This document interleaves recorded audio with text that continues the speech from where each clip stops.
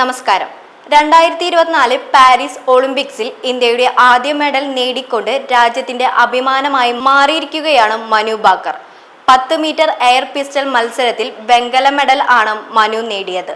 ഇപ്പോൾ മത്സരശേഷം തന്റെ സന്തോഷം രാജ്യത്തെ ജനങ്ങളുമായി പങ്കുവയ്ക്കുകയാണ് മനു.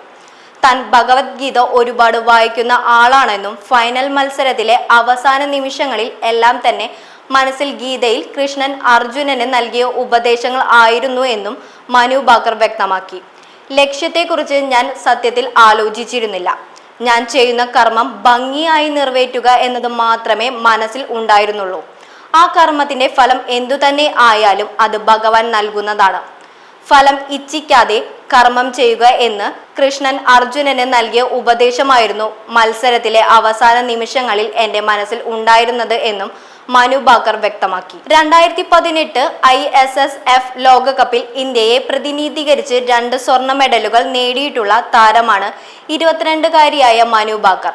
ISSF ലോകകപ്പിൽ സ്വർണ്ണ മെഡൽ നേടുന്ന ഏറ്റവും പ്രായം കുറഞ്ഞ ഇന്ത്യക്കാരി കൂടിയാണ് മനു.